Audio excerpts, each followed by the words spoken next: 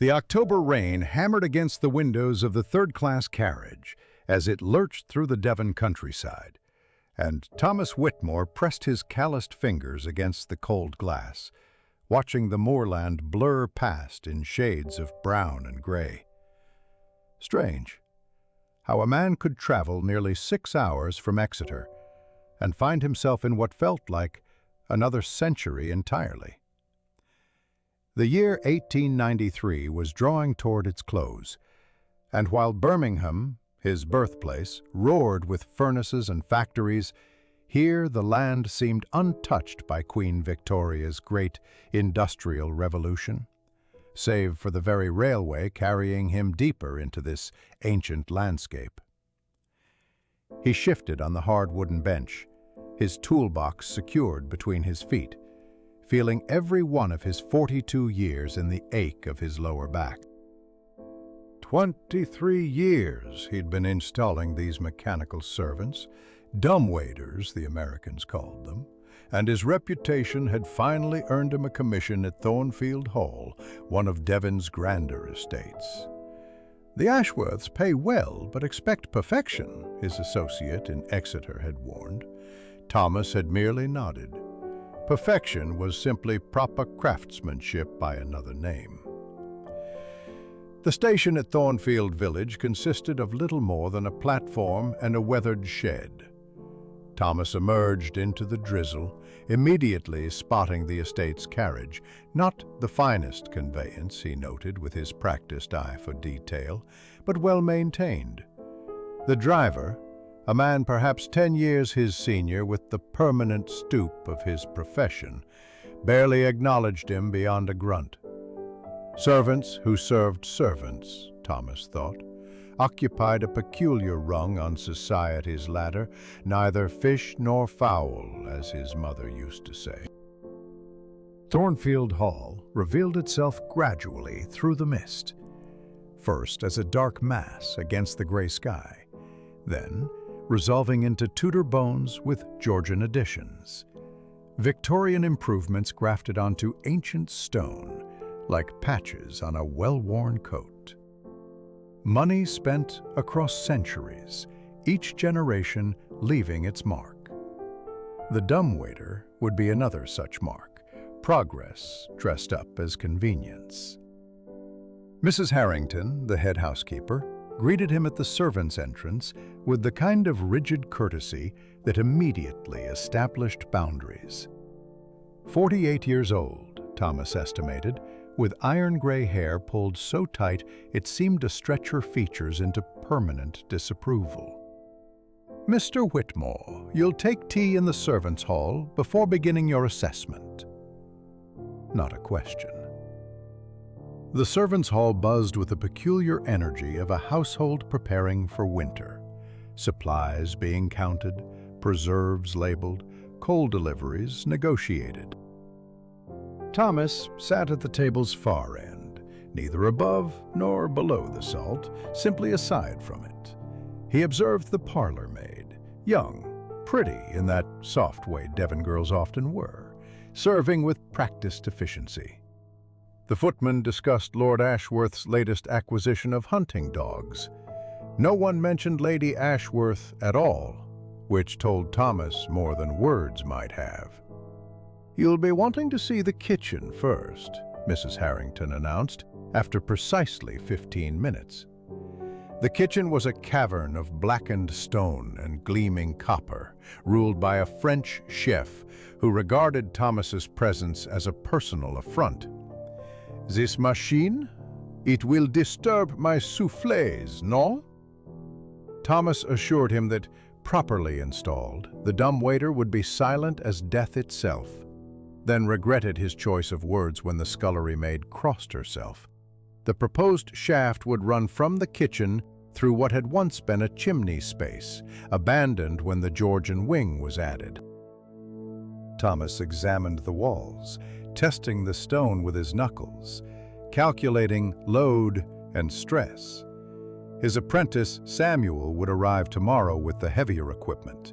The boy was 19, eager as a puppy, and gifted with mechanisms in a way that reminded Thomas of himself at that age, before life had worn down his sharper edges. Lord Ashworth appeared briefly, a man who wore his 58 years like expensive tailoring. "Harrington tells me you're the best in the West Country," he said, though his tone suggested he'd believe it when he saw it. "We're having a Christmas gathering, 20 guests. The device must be operational by then." 7 weeks. Thomas nodded, already multiplying hours by difficulty by the inevitable delays that plagued old houses. That evening, in the small room allocated to him, better than servants' quarters but pointedly not guest accommodation, Thomas unfolded the letter that had arrived yesterday. James's handwriting, shaky with drink or fear. "Brother, I'm in deep with the wrong people. £200, or they'll break more than my fingers this time." His younger brother, 4 years his junior but decades behind in sense. Thomas calculated this job would pay £40. His savings held 160. Just enough if James was telling the truth about the sum. But when had James ever told the truth about money? Outside, wind howled across the moors, rattling the windows in their frames. Thornfield Hall settled around him with creaks and sighs, a living thing digesting another day.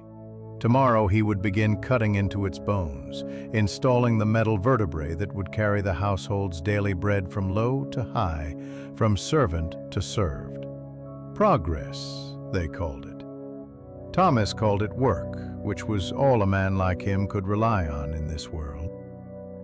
He thought of the great houses of Birmingham, how they were selling them off piece by piece, converting them to factories or tenements. These Devon estates clung on, pretending the world hadn't changed, installing modern conveniences while maintaining medieval hierarchies. The dumbwaiter would serve them silently, invisibly, asking nothing in return. The perfect servant for an age that preferred not to see the hands that fed it. Samuel Perry arrived on the morning coach, his apprentice's enthusiasm undampened by the persistent Devon drizzle. Thomas watched from the kitchen window as the boy, for 19 years still made him a boy in Thomas's eyes, struggled with the heavy crate of mechanical components, too proud to ask the footman for help. Pride would serve him well in this trade, Thomas thought, but knowing when to bend it would serve him better. The installation began in earnest on October 16th. Thomas had mapped the shaft's path with meticulous care, from the kitchen's north wall up through the abandoned chimney space, emerging in the butler's pantry adjacent to the dining room. Clean, efficient, invisible. The very qualities the Ashworths expected from their servants, now embodied in brass and iron. "Mind the counterweight ratio," Thomas instructed as Samuel assembled the pulley system. "Too heavy and you'll wear the cables. Too light and the platform won't hold steady." The boy nodded, tongue protruding slightly as he concentrated. Good hands, Thomas noted. Better instincts than Thomas had possessed at that age, though he'd never tell the lad that. Praise made apprentices sloppy. By the 18th, they'd cut through the walls and installed the guide rails. The household had adapted to the intrusion with varying degrees of grace. The French chef muttered Gallic curses whenever their hammering disturbed his sauces. Mrs. Harrington supervised with hawkish attention, ensuring no dust escaped to the family quarters. The parlor maid, Mary Thornton, Thomas had learned, brought them tea precisely at 11 and 3, her smile lingering a moment longer on Samuel than strictly necessary. Lord Ashworth inspected their progress that evening, running his fingers along the brass fittings with the air of a man who understood quality without understanding craft. "Capital work," he declared, though Thomas suspected he couldn't distinguish good installation from bad if his life depended on it. Lady Ashworth hadn't appeared at all, remaining what the servants called indisposed, a word that covered a multitude of situations in houses like this. On the morning of October 19th, Thomas conducted the first operational test. The platform glided up smoothly, cables humming with proper tension, counterweights descending in perfect balance. He sent up an empty tea service, listened to the mechanism's whisper-quiet operation, and allowed himself a moment's satisfaction. 23 years of experience contained in that smooth motion. "It's ready for service," he announced to Mrs. Harrington, who had assembled the relevant staff to witness this modern miracle. The chef placed a tureen of soup on the platform, and Thomas activated the mechanism. Up it went, smooth as silk, arriving in the butler's pantry where the footman waited to receive it. But when they sent the platform back down, it arrived bearing an unexpected passenger, a single violet, withered and brown, laid precisely in the center of the platform. "Who placed this here?" Mrs. Harrington's voice could have frozen the soup. The footman swore he'd seen nothing. The butler's pantry had been empty save for himself. Thomas examined the flower, not freshly dead but not ancient either, perhaps a week's decay. The stem had been cut cleanly, deliberately. "Could have been in the shaft," Samuel suggested. "Maybe fell from some old bird's nest?" But Thomas had inspected every inch of that shaft. Nothing could have been hiding there. He set the platform up again, this time watching from above while Samuel observed from below. It arrived empty. They sent it down. It returned carrying nothing. "The hall is haunted," whispered the scullery maid, and though Mrs. Harrington silenced her with a glare, Thomas saw others nodding slightly. Old houses accumulated stories like dust in corners, tales of wronged servants, tragic ladies, children lost to fever. He'd heard them all before, in dozens of houses across the West Country. But flowers didn't materialize from stories. That evening, Lord Ashworth summoned Thomas to the library, a room that smelled of leather and tobacco, and the particular must of books rarely opened. "Mrs. Harrington informs me there was an incident." His tone suggested he found the whole matter tiresome. "A small anomaly, my lord. I'll investigate thoroughly." Thomas kept his voice level, professional. Strange occurrences meant delays, and delays meant complications with payment. He needed that £40 now more than ever. Another letter from James had arrived, the handwriting more desperate. "See that you do. We cannot have the servants spreading ghost stories. Bad for morale." Lord Ashworth dismissed him with a wave, already returning to his newspaper, The Times, spread across his desk like a map of a world he'd never need to navigate personally. Thomas spent the night of October 20th examining the mechanism again, checking every joint, every cable, every possible point of entry. Samuel had retired, yawning, but Thomas worked by lamplight, his fingers reading the metal like braille. At 2 in the morning, he activated the system again, sending the platform up and down, hypnotic in its regularity. Empty every time. He was about to abandon the effort when he heard it, the slightest scrape, barely audible over the mechanism's whisper. Not from the shaft, but from somewhere adjacent to it. He pressed his ear against the wall, feeling foolish but following instinct. There, again, like fingernails on wood. Tentative. Searching. The next morning brought another gift. A child's wooden horse, painted red once but now faded to the color of old blood, missing one wheel. The parlor-maid Mary found it when she sent up the breakfast service, and her shriek brought half the household running. The toy was old. Genuinely old, not something that could have been purchased recently as some sort of prank. "Perhaps we should call a priest," someone suggested. But Mrs. Harrington's glare could have curdled milk. "We'll have no popish nonsense here. Mr. Whitmore will determine the cause, won't you?" Thomas nodded, though privately he wondered if he was still investigating a mechanical problem or something else entirely. He thought of his brother's letter, of debts and broken fingers, of problems that could be solved with money. Then he thought of that scraping sound in the walls, delicate and desperate, like something trying to find its way out or in.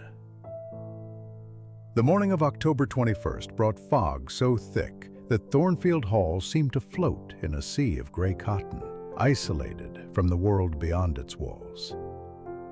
Thomas stood in the kitchen, holding the latest offering from their mysterious benefactor, the porcelain head of what had once been an expensive doll, its painted eyes staring up with unnerving serenity, a crack running from temple to chin like a frozen tear. "Found it just now," Mary Thornton said, her voice barely steady. She stood closer to Samuel than strictly necessary, seeking comfort in proximity. "Sitting proper-like on the platform, facing up." Her Devon accent thickened with distress.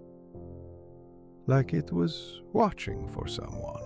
The French chef crossed himself openly now, abandoning Protestant restraint for Catholic certainty. Even Mrs. Harrington's rigid composure showed cracks. Thomas noticed her fingers worrying at the chatelaine at her waist, keys jangling softly like prayer beads.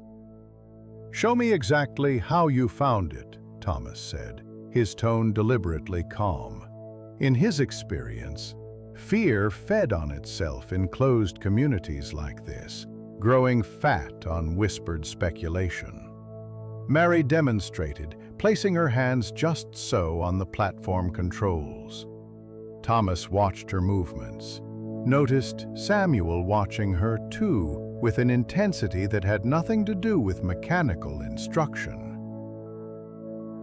That afternoon, while the household rested in that peculiar lull between luncheon and tea, Thomas conducted an experiment.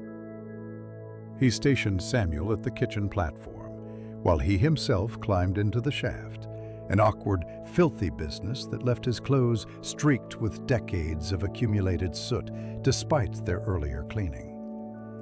The space was tight, perhaps 3 feet square. Guide rails on either side, counterweight cables running through greased channels. "Send it up slow," he called down, pressing himself against the wall as the platform rose past him. In the dim light filtering through the shaft, he examined every brick, every joint. On the east wall, about 7 feet up, his fingers found something. Scratches in the mortar. Fresh enough that tiny crumbles of lime still clung to the marks. Not random damage, but deliberate. Repetitive. Something had been working at this spot. He descended, muscles aching from the awkward position, mind churning through possibilities. That evening, he sketched the shaft layout in his notebook, marking the location of the scratches. They corresponded to a spot between the ground floor and the first floor, dead space in the house's architecture, where the Georgian addition met the Tudor original. On October 22nd, another gift arrived, a yellowed lace handkerchief, embroidered with the initials E.B. This time, the footman James discovered it, and word spread through the servants' hall like fire through dry timber. Thomas overheard fragments of speculation. Eleanor Blackwood, Lord's aunt, died years ago. Tragic circumstances. "You're being unusually quiet," Samuel observed as they worked on reinforcing the platform mechanism that afternoon. The boy had good instincts for more than just machines, apparently. "Thinking," Thomas replied, though in truth he was remembering another house 5 years back where a haunted dumbwaiter had turned out to be mice nesting in the walls, triggering the mechanism. But mice didn't leave handkerchiefs. Mice didn't cut violets with clean precision.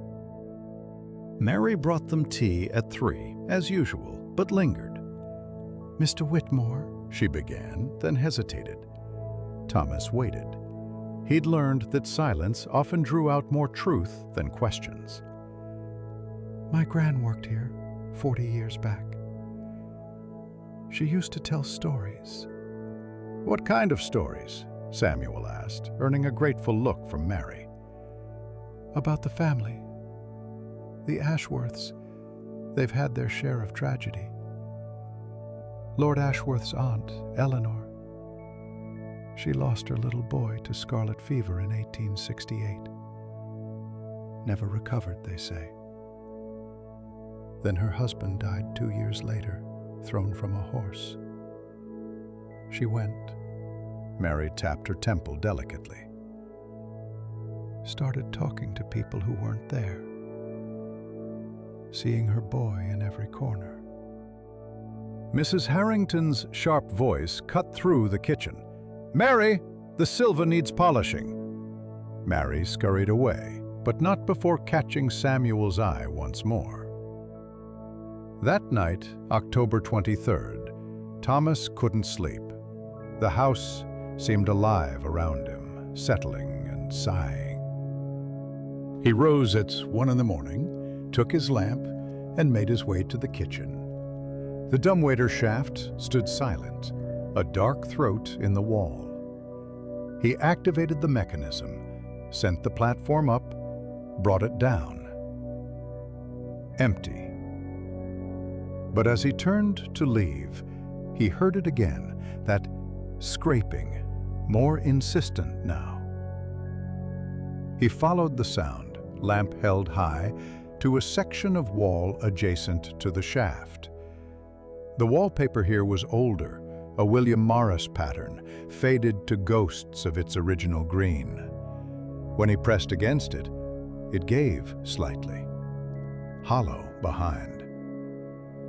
He spent the next hour carefully peeling back a section of wallpaper, working by touch as much as sight to avoid waking the household. Beneath, he found what he'd suspected, a door, painted over so many times its outline had nearly disappeared. The handle had been removed, the keyhole filled with putty.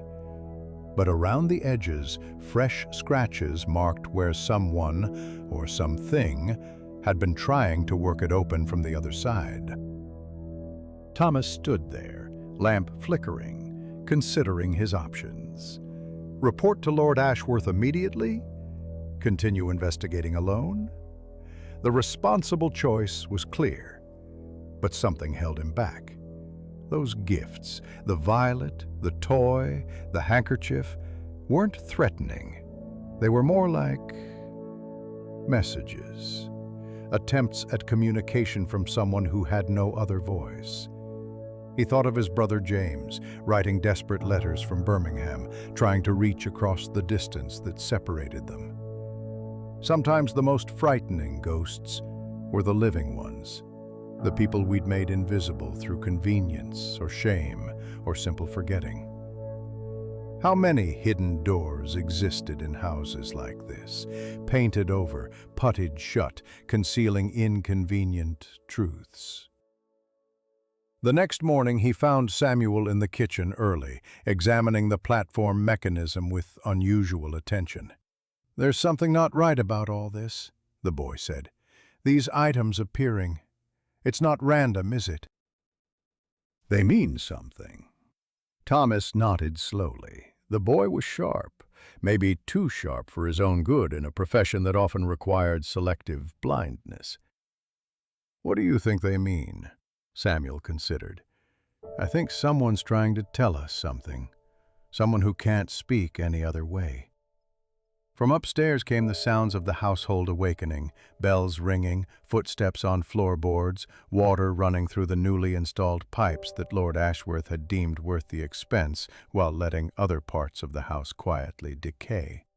Soon, Mrs. Harrington would descend, keys jangling, to orchestrate another day's careful maintenance of the barriers between upstairs and downstairs, visible and invisible, acknowledged and forgotten.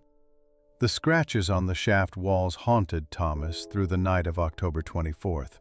He'd discovered them at different heights, creating a pattern that suggested something, or someone, had been repeatedly accessing the shaft from an intermediate point. Not random damage from settling or age, but deliberate, desperate attempts at entry. He woke before dawn, his mind already working through the geometry of the house. The hidden door he'd found behind the wallpaper sat between floors, in that architectural limbo where the Georgian wing met Tudor bones. During breakfast in the servants' hall, he studied the ceiling, calculating distances, while Samuel watched him with growing curiosity. "You figured something out," the boy said quietly, spreading marmalade on his bread with mechanical precision. Thomas nodded slightly. The servants' hall buzzed with morning gossip. The stable boy had seen lights in the east wing again, though everyone knew that section had been closed for years. Mrs. Harrington silenced such talk with her presence, but Thomas noticed even she seemed unsettled, her usual rigid efficiency frayed at the edges. That afternoon, while the family took tea in the drawing room and the servants enjoyed their brief respite, Thomas returned to the hidden door with proper tools. Samuel stood watch, while Thomas carefully chipped away the layers of paint that sealed it shut. Beneath, he found hinges that had been recently oiled, within the last few months, he estimated from the viscosity of the residue. "Someone's been maintaining this," he murmured. But who in the household would secretly oil hinges on a door that supposedly didn't exist? The lock mechanism had indeed been filled with putty, but old putty, dried and crumbling. Thomas worked it free with a thin blade, revealing a keyhole that matched none of his picking tools. Yet when he pressed against the door, testing, he felt it give, slightly. Locked, but not barred from within. That evening brought a new development. Mary Thornton approached him after supper, glancing nervously about before speaking. "Mr. Whitmore, I shouldn't say, but I've seen Mrs. Harrington going into the East Wing, late at night, when she thinks everyone's asleep." "The East Wing's been closed for years," Samuel said, having appeared at Mary's elbow with the inevitability of iron filings to a magnet. "That's what they tell us," Mary replied. "But I've seen her 3 times now. She takes a tray, food, medicine bottles." She worried her lower lip. "I followed once, just a little way. She has keys the rest of us don't." Thomas processed this information carefully. Mrs. Harrington, that pillar of household authority, keeping secrets. It fit, somehow. The oiled hinges, the mysterious gifts, her increasing agitation as the incidents continued. On the morning of October 25th, he made his decision. After sending Samuel on an errand to the village, partly for supplies, mostly to give himself freedom to act, Thomas picked the lock on the hidden door. It took 40 minutes of delicate work, his ear pressed close to hear the tumblers fall. When it finally opened, he faced a narrow corridor, wallpaper peeling like diseased skin, gas lamps that hadn't been lit in years. The corridor led to the East Wing, as he'd suspected, but what he found there defied expectation. Not abandoned rooms thick with dust, but a maintained apartment, shabby but clean. Someone had been living here, existing in the margins of the great house like a mouse in the walls. Fresh ashes in the grate, a teacup still warm on a side table, the smell of lavender water and medicine. On a writing desk, he found them, more violets, pressed between the pages of a Bible. A collection of small toys, carefully repaired. handkerchiefs embroidered with EB, and photographs, dozens of them, of a young boy who bore the distinctive Ashworth nose. "You shouldn't be here," Mrs. Harrington's voice came from the doorway, but she sounded more tired than angry. She looked older suddenly, the weight of her secret visible in the slump of her shoulders. "Eleanor Blackwood," Thomas said. It wasn't a question. Mrs. Harrington nodded slowly. "Lady Ashworth's secret. 8 years now I've been caring for her. The family told everyone she died.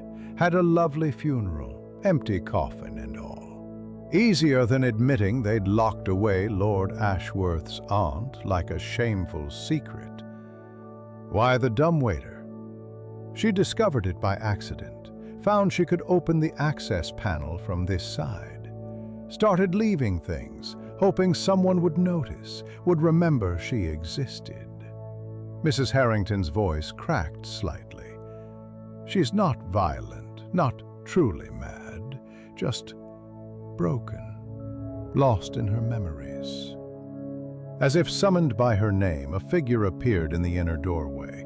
A woman of 72 years, thin as winter branches, wearing a dress that had been fashionable in the 1870s. Eleanor Blackwood looked at Thomas with eyes that shifted between sharp intelligence and clouded confusion. "Are you here about Christopher?" she asked. "He's been ever so naughty hiding my things, but boys will be boys, won't they?" Her son, dead 25 years, lived on in her fractured mind.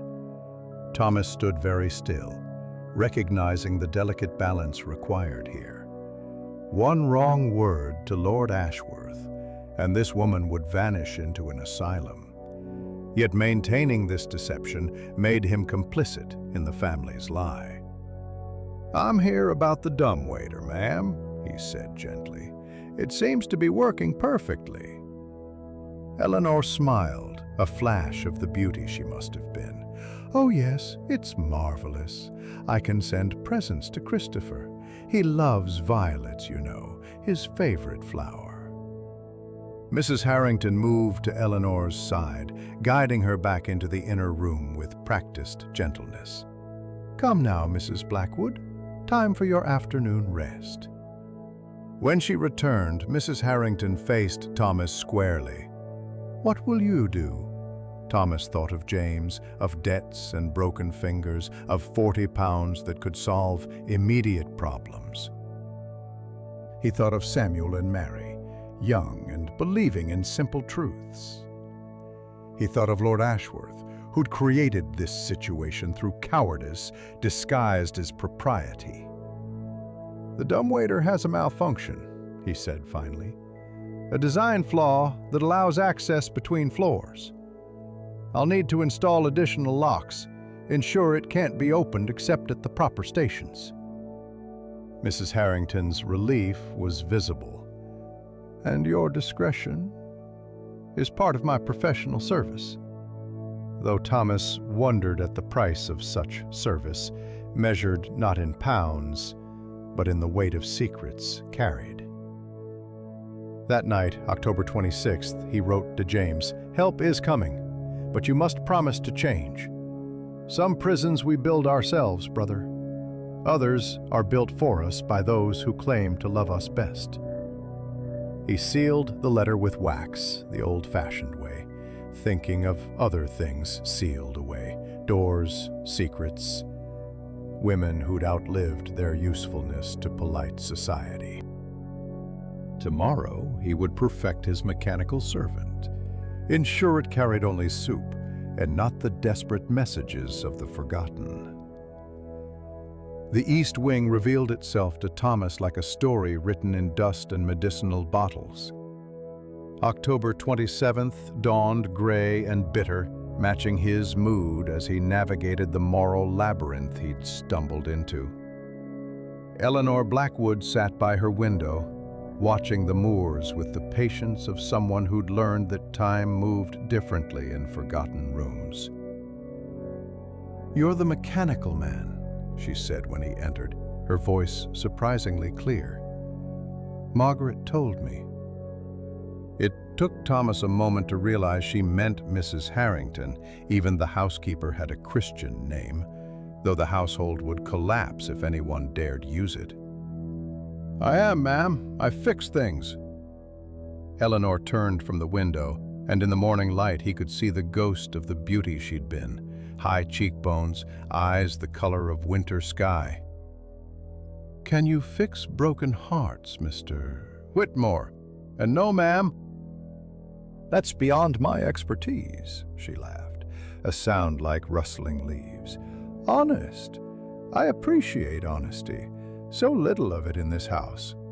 Her fingers played with a small music box on her lap, winding it but never letting it play. "They told everyone I died, you know. 8 years ago. Had a funeral and everything." Thomas sat carefully on a worn velvet chair, aware he was likely the first visitor besides Mrs. Harrington in years.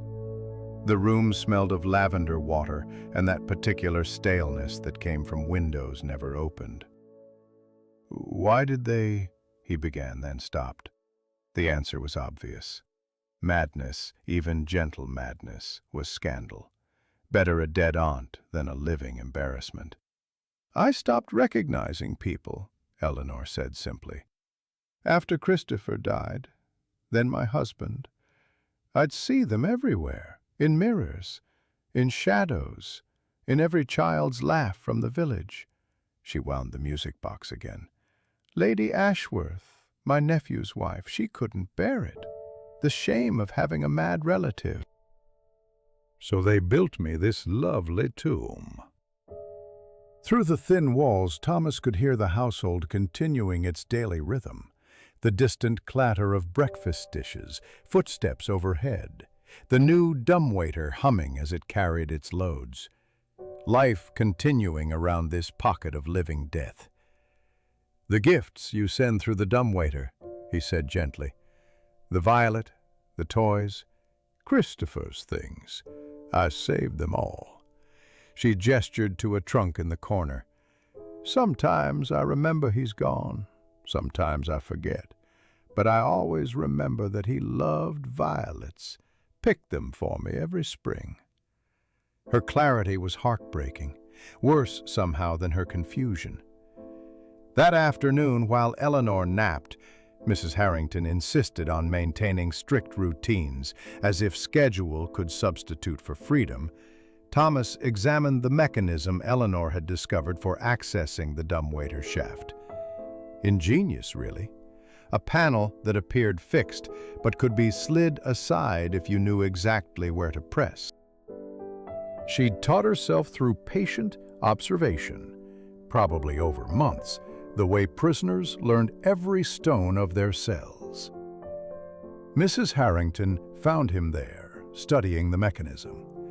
"She's clever," she said defensively. "Always was.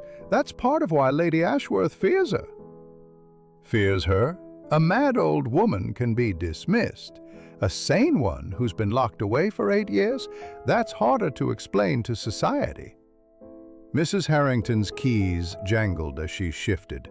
"Lord Ashworth doesn't even know. Believes his aunt died, just like everyone else." Thomas felt the weight of this revelation. Lady Ashworth had deceived her own husband, maintained an elaborate lie that required Mrs. Harrington's complete complicity. "And you've carried this alone?" "Not alone. Dr. Carlyle knows. He provides the medicines. The butler suspects but says nothing. And now you." She studied him. "I've watched you work, Mr. Whitmore. You're a man who understands that sometimes the best repair is the one that keeps things functioning, not the one that tears everything down to rebuild." October 28th brought Samuel back from the village with supplies and questions. The boy had sharp eyes, had noticed Thomas's distraction, the way he'd been modifying the dumbwaiter locks with unusual complexity. "It's not just about keeping ghosts out, is it?" Samuel asked, as they worked on installing additional security measures, ostensibly to prevent future mysterious appearances. Thomas considered his apprentice. The boy would need to learn eventually that their trade involved more than gears and cables. Sometimes it meant becoming part of the machinery of discretion that kept great houses running. What do you think? "I think Mary's gran was right about Eleanor Blackwood. I think she's not dead. And I think that's why Mrs. Harrington looks like she's aged 5 years this week." Sharp boy. Too sharp, perhaps. And what would you do with such thoughts? Samuel aligned a brass fitting with unnecessary precision. Same as you, I expect. Make sure the machine works properly and safely.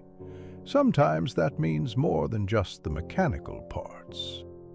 That evening, Thomas returned to Eleanor's rooms with something he'd fashioned, a speaking tube, salvaged from spare parts that could connect to the dumbwaiter shaft.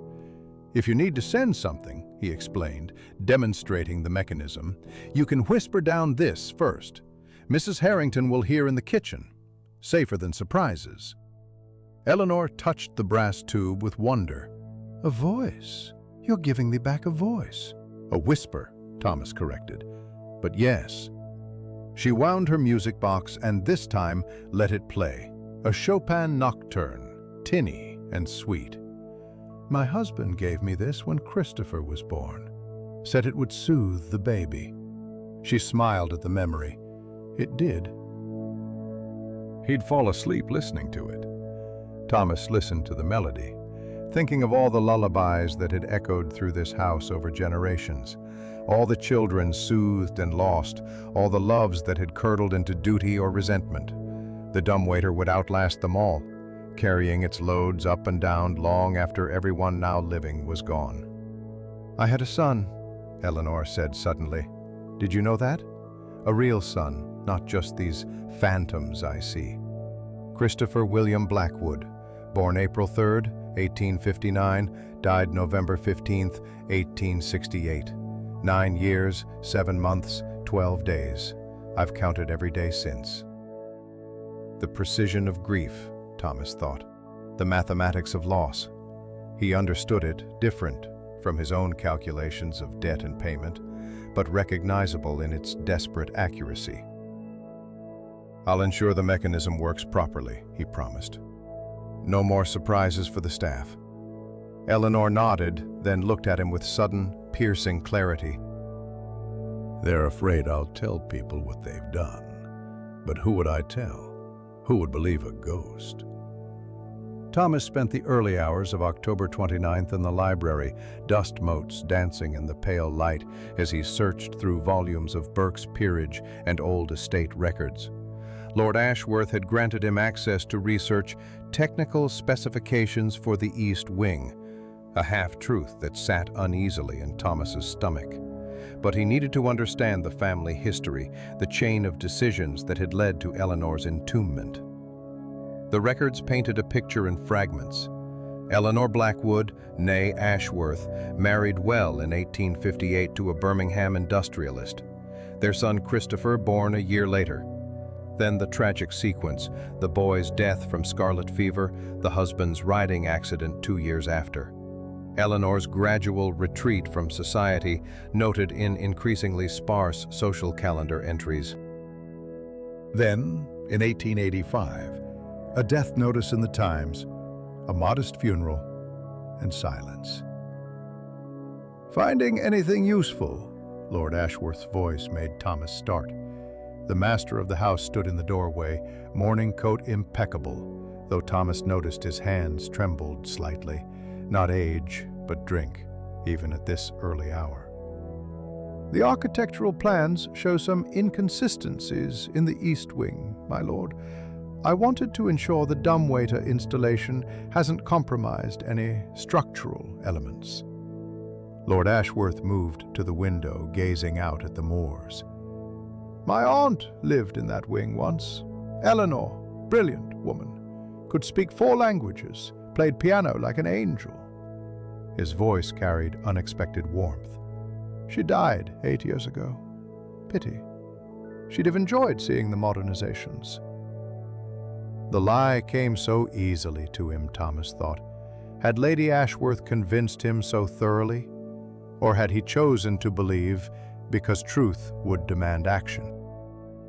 Thomas made non-committal sounds while returning the ledgers to their places. Later, in the kitchen, he found Mrs. Harrington in whispered conference with Dr. Carlyle, a man of 45 whose rumpled appearance suggested either dedication or despair. They fell silent as Thomas approached. "No need for discretion," the doctor said wearily. "Mrs. Harrington tells me you know about our situation." He held a medical bag that clinked with glass bottles. "I've been treating Mrs. Blackwood for 8 years. Melancholia, they used to call it. Now we say dementia, as if Latin makes it more manageable." "Is she truly mad?" Thomas asked directly. Dr. Carlyle considered. "She has periods of confusion, certainly. Sees her dead son. Holds conversations with her late husband. But mad? No more than any of us who accept this arrangement." He gestured to encompass the house. "I've seen true madness in the asylums. What Eleanor has is grief that never healed properly, isolation that's made it fester." Mrs. Harrington's keys jangled anxiously. "The medicines help. Keep her calm." "Laudanum keeps anyone calm," the doctor replied sharply. "It doesn't cure, only quiets." He turned to Thomas. "What's your interest in this?" Thomas explained about the dumbwaiter, the mysterious gifts, his discovery of the hidden door. Dr. Carlyle listened with increasing agitation. 8 years, he muttered. 8 years of sneaking through servants' entrances, lying to colleagues, watching that woman fade. He looked at Thomas. "Did you know she taught me French when I was a boy? My father was the previous Lord Ashworth's physician. Eleanor would give me lessons while he treated her father-in-law." The web of connections in these country houses, Thomas thought. Everyone bound to everyone else by history, obligation, secret knowledge. No wonder change came slowly to places like Thornfield Hall. That afternoon, October 30th, Thomas made a decision. He found Lady Ashworth in her morning room, a space so aggressively feminine it seemed to exclude even the possibility of masculine presence. She was 54, still handsome in the way of women who'd never labored, her hands unmarked by anything harsher than embroidery needles. "Milady," he began carefully, "I need to discuss the East Wing modifications."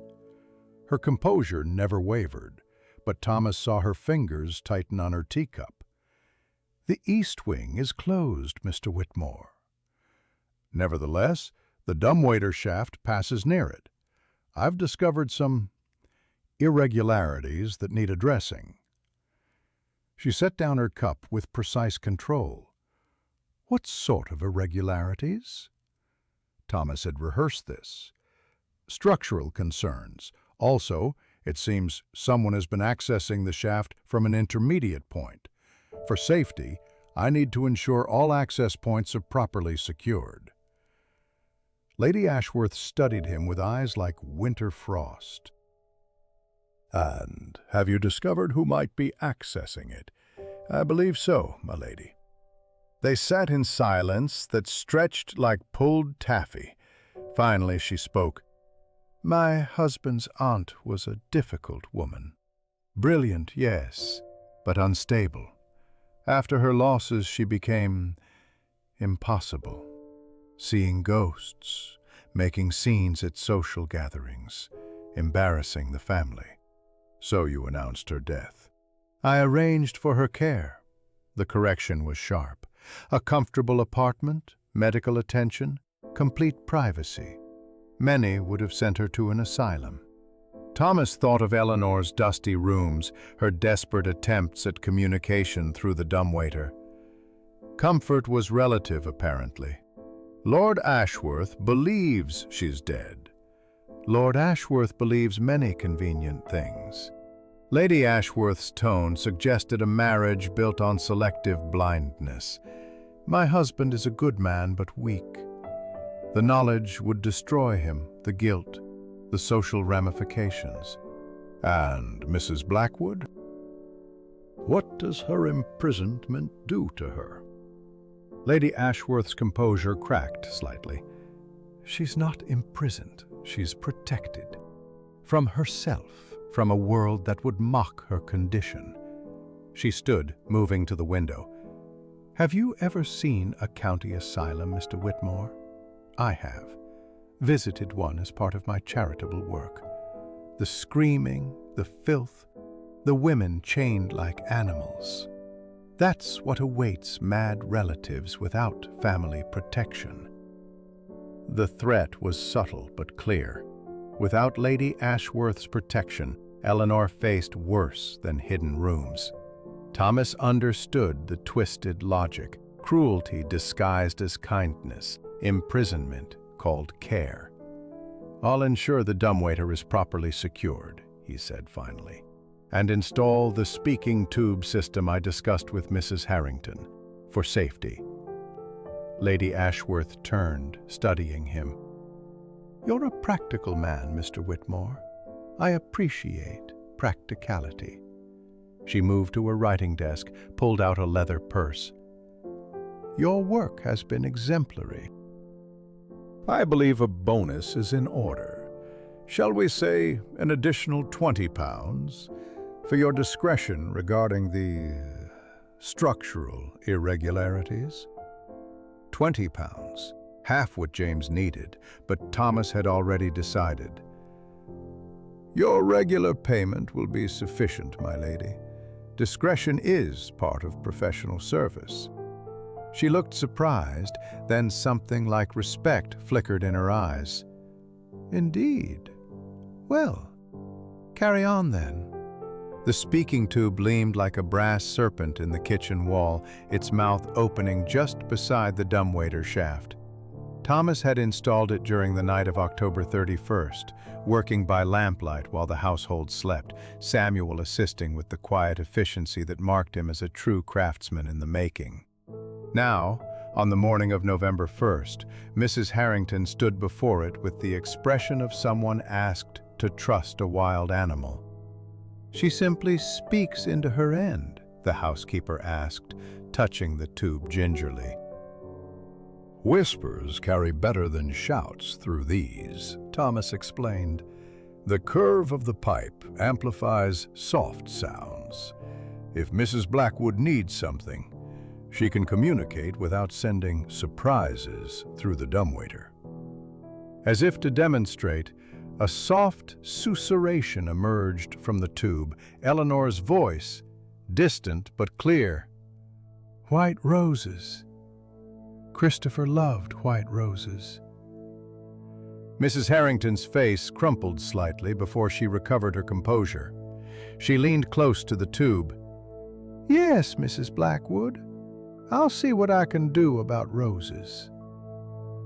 The kitchen staff pretended not to notice this exchange, though Thomas saw Mary Thornton cross herself quickly. The fiction that Eleanor was dead couldn't survive such obvious evidence, yet everyone maintained the pretense.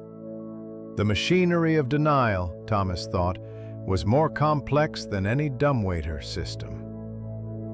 That afternoon brought an unexpected confrontation. Thomas was adjusting the counterweights when Samuel burst into the kitchen, his usually calm demeanor shattered. "Mr. Whitmore, you need to come, now!" In the servants' hall, Mary sat crying while the second footman, a mean-spirited youth named Collins, stood smirking. "Just telling the truth," Collins said. "Her gran was dismissed for theft, everyone knows it. Apple doesn't fall far." Samuel's fist connected with Collins's jaw before Thomas could intervene. The footman went down hard, blood streaming from his nose. While Samuel stood over him, shaking with rage, Thomas hadn't suspected the boy possessed. "Enough!" Mrs. Harrington's voice cut through the chaos. She surveyed the scene with the calculation of a general. "Collins, to your room. You're on half wages this week. Samuel, the same. Mary, compose yourself. Mr. Whitmore, a word." In her sitting room, Mrs. Harrington poured herself a small brandy, the first time Thomas had seen her drink. "That boy of yours is in love with Mary. I'd noticed. It won't do. She's servant class, he's tradesman. Neither here nor there." She took a sip, grimaced. "Though God knows the heart doesn't respect boundaries, never has." Thomas heard something personal in that statement, but didn't pursue it. "Collins? A nasty piece of work. But Lord Ashworth likes him. Reminds him of himself when young, I suspect." Another sip. "Mary's grandmother did work here. Dismissed, yes, but not for theft. For helping Eleanor before the current arrangement. Brought her food when Lady Ashworth tried to starve her into submission." The cruelties layered upon cruelties in this house. Thomas wondered if any building could contain so many secrets without eventually collapsing under their weight. That evening, November 2nd, he found Eleanor particularly lucid. She sat at her small piano, horrifically out of tune, but she didn't seem to notice, playing Mozart with fingers that remembered their training despite decades of disuse. "I heard fighting," she said without looking up. "These walls are thinner than they think. Young love, I suppose?" "Something like that," Eleanor smiled. "I was in love once, before my husband, before duty intervened. A music teacher from London, wholly unsuitable, of course. Father sent him away with £20 and threats of prosecution for impropriety." She played a discordant chord.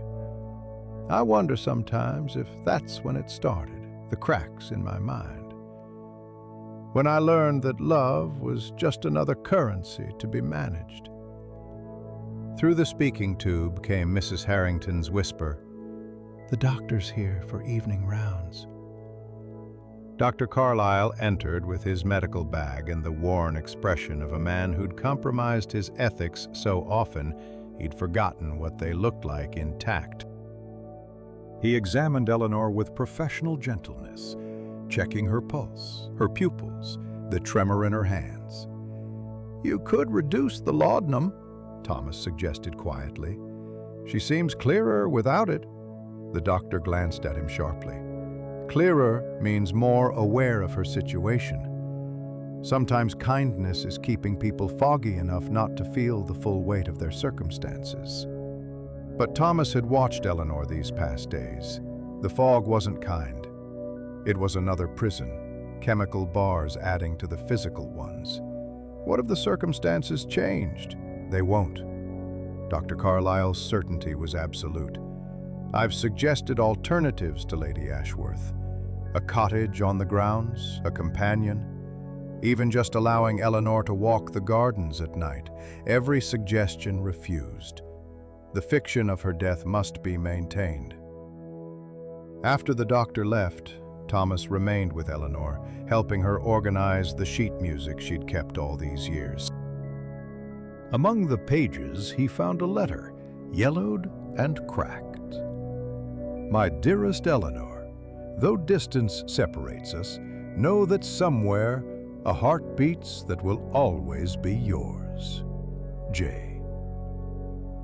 "The music teacher," Eleanor said softly. "James, like your brother's name. I heard you mention it to the boy. Is your James musical?" Thomas thought of his brother, gambling, drinking. writing desperate letters. No, he has other talents, and other weaknesses he didn't add.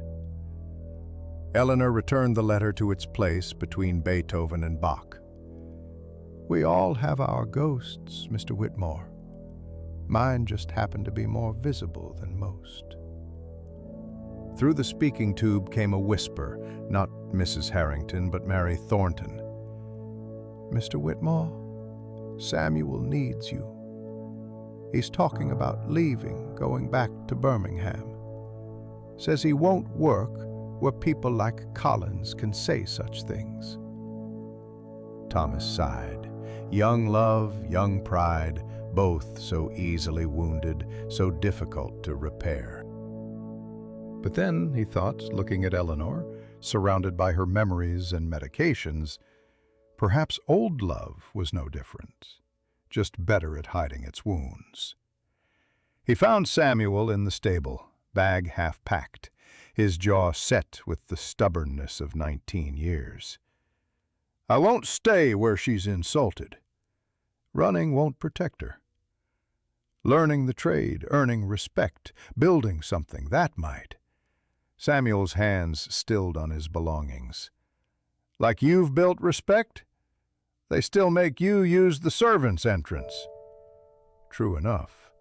But Thomas had learned something these past weeks at Thornfield Hall. That changing the world's machinery was slower work than installing dumbwaiters. But perhaps not impossible. Sometimes you had to work within the system before you could modify it. "Stay," Thomas said. "Finish the job. Then decide." Samuel looked toward the house where lamplight glowed in the kitchen windows. Mary would be there, helping with evening cleanup. Love might not respect boundaries, but it certainly complicated them. Dr. Carlyle arrived at Thornfield Hall on November 3rd with more than his medical bag. He carried a worn leather portfolio that he clutched like a confession. Thomas met him in the kitchen where Mrs. Harrington had arranged for privacy by sending the staff on various errands. The speaking tube remained silent, though Thomas suspected Eleanor listened from her hidden rooms. "I've been thinking," the doctor began, spreading papers across the scrubbed wooden table, "about legal matters, about what's been done here." His hands shook slightly, not drink, Thomas realized, but the tremor of a man approaching a precipice. Eleanor Blackwood was declared dead 8 years ago. Death certificate filed, will executed, property distributed. Mrs. Harrington's keys jangled nervously. "We know this." "But she's alive." Carlyle pulled out a document, "which makes every transaction since fraudulent." Lord Ashworth inherited her personal income, £1,200 annually from her late husband's Birmingham factories. 8 years of stolen inheritance. The sum staggered Thomas, nearly £10,000 obtained through a lie. His £40 for the dumbwaiter seemed suddenly insignificant, a drop in an ocean of deception. "Why bring this up now?" Mrs. Harrington asked, though her tone suggested she knew. "Because Mr. Whitmore's modifications have changed things. The speaking tube means Eleanor can communicate beyond these walls. She could, theoretically, contact someone, a lawyer, a newspaper." Carlyle's voice dropped. "Or she could simply speak loud enough for Lord Ashworth to hear." Thomas understood now. The doctor wasn't revealing information, he was recruiting allies. "You want to tell Lord Ashworth?" "I want someone to tell him. My position is complicated. I've been complicit for 8 years, taking Lady Ashworth's money to maintain this deception." The doctor's self-loathing was palpable. "But you, Mr. Whitmore, you're new to this. Your conscience is cleaner." Through the speaking tube came a soft whisper, "No." They all turned to the brass mouth. Eleanor's voice continued, stronger now. "Robert doesn't know. Let him keep not knowing. It would destroy him." Mrs. Harrington leaned toward the tube. "Mrs. Blackwood, he's your nephew. He's weak." Eleanor's assessment was clinical, devoid of malice. Like his father before him. The knowledge would break him, and he'd do something noble and stupid like confessing publicly. Then where would we all be? Where indeed? Thomas thought of the machinery of the household, all the servants whose livelihoods depended on the family's stability. Even Collins, unpleasant as he was. A public scandal would destroy them all, the family through shame, the servants through unemployment. That afternoon, Thomas made his own investigation. Lord Ashworth's study, usually locked, stood open while the maids cleaned. He slipped in, examining the estate ledgers left carelessly on the desk. The numbers told a story of genteel decline, income from the lands decreasing yearly, expenses mounting, the modern world eroding ancient wealth like rain on limestone. Eleanor's £1,200 annually had been keeping them afloat. "Snooping, Whitmore!" Lord Ashworth's voice from the doorway was mild, almost amused. He entered, closing the door behind him. "Find anything interesting?" Thomas decided on partial honesty. "The dumbwaiter installation is nearly complete, my lord. I was hoping to present the final invoice, but didn't want to disturb you." Lord Ashworth poured himself brandy, his third of the day, Thomas suspected. "Excellent work. The contraption runs smooth as silk, though we did have those odd incidents. Resolved now, my lord. A matter of air pressure in the shaft causing objects to shift." "Ah, science," Lord Ashworth said it like a foreign word. He moved to the window, gazing at grounds he could barely afford to maintain. "Tell me, Whitmore, do you believe in ghosts?" The question caught Thomas off guard. "I believe in memories, my lord. Sometimes they're strong enough to seem like hauntings." Lord Ashworth nodded slowly. "My Aunt Eleanor, you've heard of her, I'm sure, servants gossip. She used to say something similar. 'The dead don't haunt us, Robert. We haunt ourselves with what we failed to do for them while they lived.'" He took a long drink. "Wise woman. Pity she died."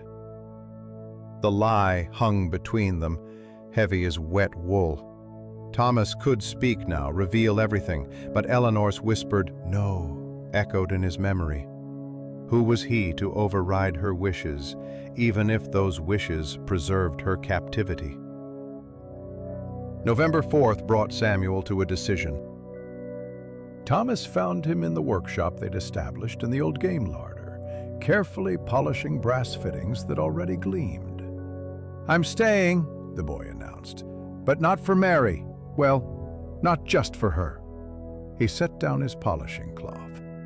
"I've been thinking about Mrs. Blackwood, about how easy it is to make people disappear when they become inconvenient." Thomas waited. The boy had good instincts, best to let them develop naturally. In Birmingham, in the factories, when a worker gets injured, they vanish too. Different from this, but similar. Used up, discarded, forgotten. Samuel picked up another fitting. Maybe learning this trade, really learning it, means understanding more than just mechanics. Maybe it means understanding the houses we serve, the people in them. Wisdom at 19. Thomas felt a moment of pride. The boy would surpass him, given time. "And Mary?" Samuel flushed. "I asked her to walk out with me on Sunday." She said yes. The joy in his voice was painful in its purity. "Mrs. Harrington doesn't approve, but she didn't forbid it." That evening, Thomas climbed to the dumbwaiter's upper mechanism, making final adjustments. Through the shaft, he could hear the household settling into its evening routines.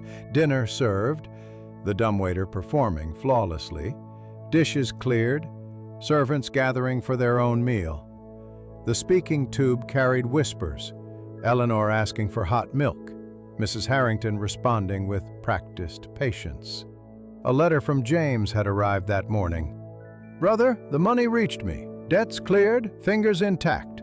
I've taken work at Kellaway's factory, honest work if hard. Perhaps we Whitmore boys can still make something of ourselves." Thomas had sent his entire savings, keeping only enough for his return journey. The 40 pounds from Lord Ashworth would start rebuilding his reserves. It seemed appropriate. Money gained from installing a mechanical servant that had revealed a human secret, now used to free his brother from a different kind of servitude. November 5th, Guy Fawkes Night. From the upper windows, Thomas could see bonfires dotting the countryside, commemorating a plot that failed. He thought of Eleanor's plot, if it could be called that, to remind the world she existed. It too had failed, in a way, succeeding only in reinforcing her isolation with new mechanisms of control. Yet, something had changed. The speaking tube carried more than whispers now. He heard Mrs. Harrington reading to Eleanor, Mary singing softly while she cleaned nearby, even Dr. Carlyle discussing reducing the laudanum dosage. The household had adjusted, as households do, incorporating the impossible into daily routine. The morning of November 6th brought unexpected frost and an even more unexpected visitor. Thomas was completing the final technical drawings for the dumbwaiter manual when Mrs. Harrington appeared, her face pale beneath its usual composure. "Lady Ashworth wishes to speak with you in the East Wing." The East Wing. Not the morning room or library, but Eleanor's prison itself. Thomas followed the housekeeper through the hidden door he'd first discovered, down the corridor that seemed to exist outside the house's official architecture. Lady Ashworth stood in Eleanor's sitting room, studying the photographs on the mantelpiece, all those images of young Christopher frozen in eternal childhood. Eleanor herself sat by the window, more alert than Thomas had seen her. Dr. Carlyle's reduction of the laudanum was showing effects. Her eyes tracked movement, her hands steadier on her lap. "Mr. Whitmore," Lady Ashworth began without preamble, "my husband has been asking questions about sounds from the East Wing, about increased food orders, about why Dr. Carlyle visits so frequently." She turned from the photographs. "Your speaking tube, while ingenious, has made containment more difficult." Thomas felt the accusation, but also something else, uncertainty in Lady Ashworth's voice. 8 years of maintaining this deception had worn on her too. "Perhaps," Eleanor said quietly, "it's time Robert knew." Lady Ashworth's composure cracked. "You don't understand what that would mean. The scandal, the legal implications." "I understand perfectly." Eleanor's voice carried unexpected authority. "I've had 8 years to think about it. But I'm 72, Margaret. How many more years will you keep me here? Until I die properly this time?" The question hung in the air like incense. Thomas noticed Mrs. Harrington had positioned herself by the door, preventing escape or intervention. He couldn't tell which. "There might be another way," Thomas said carefully. All eyes turned to him. "A gradual reintroduction." "Say, Eleanor has been recovering in a private sanatorium abroad. Switzerland, perhaps. They're known for discreet treatment of nervous conditions. She's returned. Improved, but still fragile." Lady Ashworth's laugh was bitter. "Who would believe such a story?"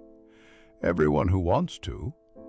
Thomas had learned much about the machinery of polite fiction during his time at Thornfield Hall. The county families would rather accept a convenient lie than confront an inconvenient truth.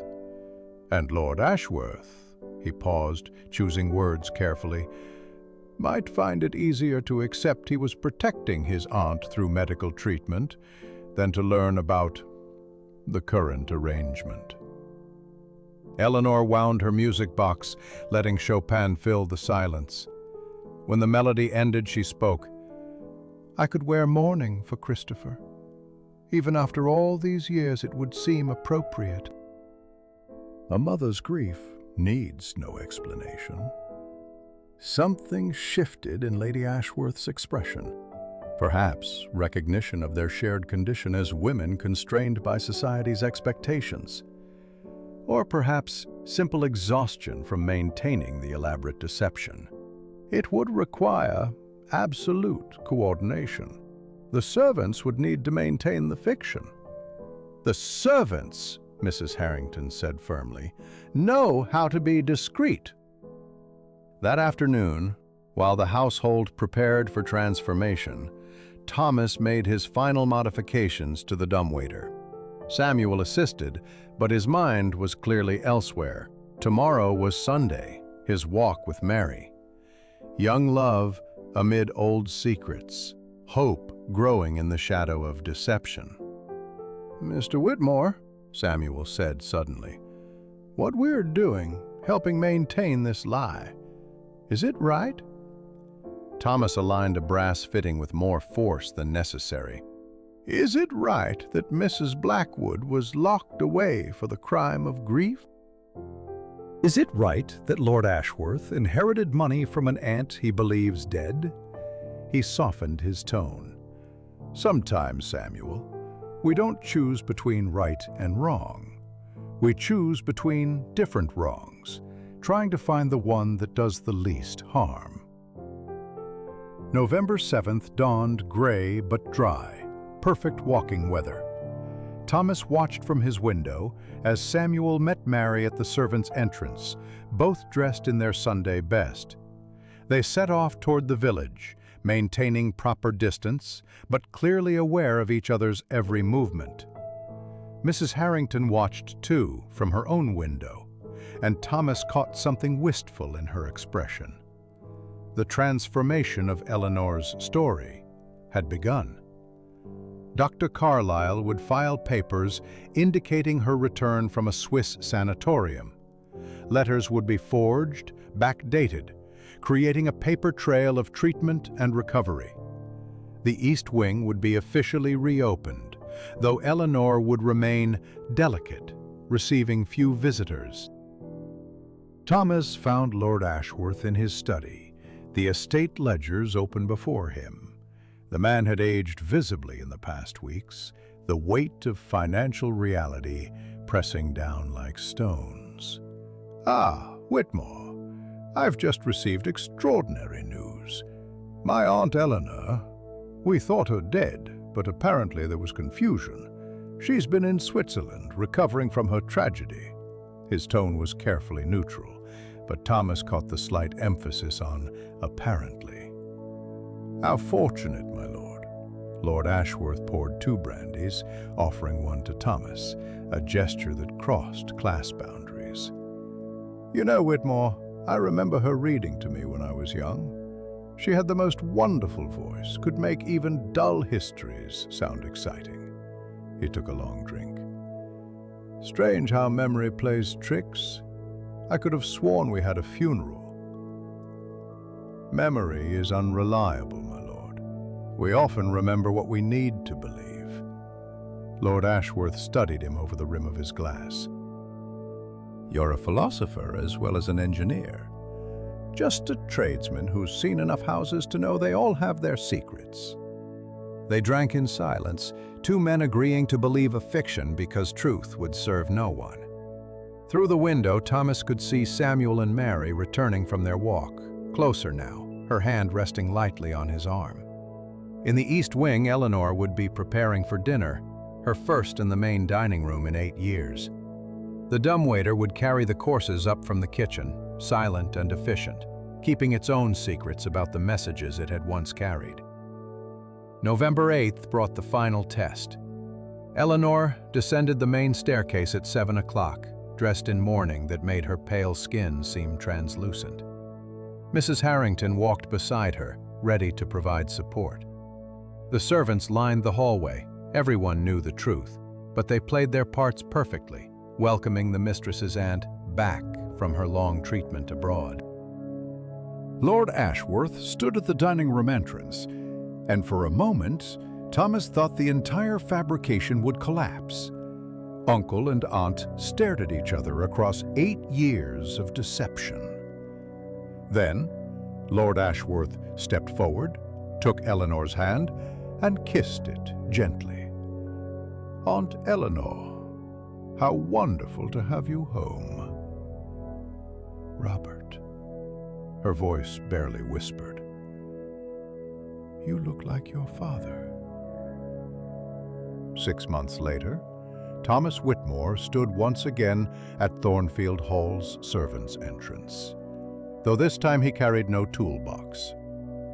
The May afternoon spread golden across the Devon moors, so different from that gray October when he'd first arrived. Mrs. Harrington greeted him with something approaching warmth. Time had softened both of them, perhaps.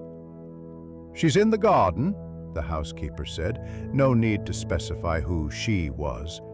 "The roses are blooming. She likes to sit among them." Thomas walked through the house, noting the changes. Fresh wallpaper in the corridors, new curtains in the morning room. Eleanor's money, properly restored to the estate's accounts, had brought renewal. The dumbwaiter hummed in perfect operation, carrying tea settings to the upper floors. His mechanical servant had outlasted all the human drama surrounding it. He found Eleanor in the rose garden, dressed in half-mourning now, gray rather than black, a concession to the passage of time. She sat painting, her easel positioned to catch the afternoon light. The paintings were curious things, landscapes that might have been Devon or might have been the Switzerland of her supposed exile, rendered in colors that suggested memory more than observation. "Mr. Whitmore." She didn't look up from her work. "I wondered if you'd return." "I was in the area, new installation at Blackwood Manor," he paused. "They mentioned you were the former owner's widow." Eleanor smiled, adding a touch of cerulean to what might have been sky or water. "Yes, I am." "The categories become confused at my age." She set down her brush, finally looking at him. The laudanum fog was completely gone now, replaced by a clarity that was somehow both sadder and stronger. "How is your brother?" "Well, still working at the factory. Married last month, a sensible woman who keeps him from the gambling tables." "And your apprentice, Samuel?" Thomas had received a letter just yesterday. Established his own workshop in Exeter. He and Mary wed in March. She's expecting their first child. "How delightfully conventional." Eleanor's tone carried no mockery, only a kind of wistful appreciation for lives that followed expected patterns. "And you? Still installing mechanical servants for families with too many secrets?" "It's a living." Thomas watched her return to painting. "You seem improved." "I am precisely what I need to be." She added shadows to her landscape, depth that hadn't been there before. "A recovered invalid, a grieving mother, a restored heir." All true in their way. Margaret and I have reached an understanding. I don't reveal her deception. She doesn't control my movements. Robert continues to believe what he needs to believe. The servants maintain their discretion. Everyone plays their part. Through the garden came a sound, the speaking tube, modified now to reach the garden, carrying a whisper from the kitchen. "Tea is served in the morning room, Mrs. Blackwood." Eleanor rose, leaving her painting to dry. "Will you join me, for old time's sake?" They walked back together, Thomas noting how she moved more freely now, though still with the careful precision of someone who'd learned not to trust the ground beneath their feet.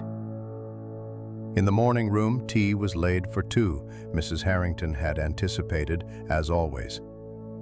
"I've been thinking," Eleanor said, pouring with steady hands, "about your dumbwaiter. How it was meant to be invisible, to serve without being seen. But it became something else, a voice for the voiceless, a crack in the wall through which truth could seep." Thomas accepted his cup, remembering those first mysterious gifts, the violet, the toy, the handkerchief. Messages from a ghost who wasn't dead, just erased. "It only carried what you gave it." "No," Eleanor's correction was gentle. "It carried possibility. The possibility that someone might notice, might care enough to investigate." She sipped her tea thoughtfully. Most people, finding mysterious objects, would have simply fixed the mechanism and moved on. You followed the thread. "Professional curiosity," Thomas said, though they both knew it was more than that. Outside, the afternoon was fading toward evening, that golden hour when English gardens looked like paintings of themselves. Thomas thought of all the houses he'd worked in over the years, all the hidden doors and secret arrangements, the machinery that kept society functioning smoothly despite its contradictions.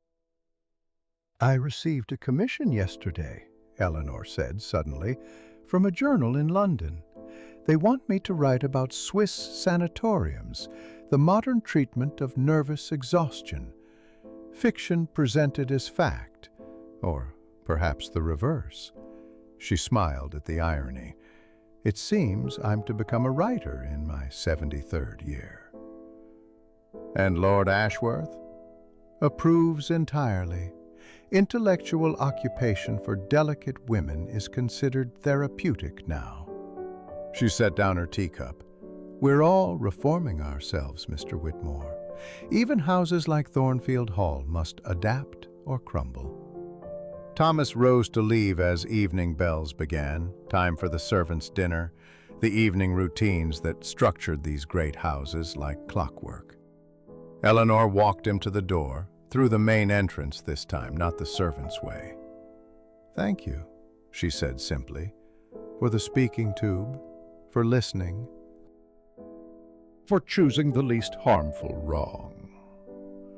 As Thomas walked away from Thornfield Hall, he thought about the dumbwaiter, still operating perfectly in its shaft, carrying meals and messages between worlds that pretended not to see each other.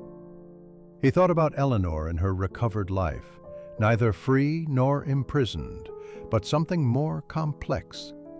He thought about Samuel and Mary, building their conventional happiness on the foundation of their brief rebellion. He thought about his brother James, saved from one kind of servitude only to accept another. The train back to Exeter carried him through a landscape transforming in the evening light. Ancient fields crossed by modern railways, old manor houses glimpsed between new factory towns.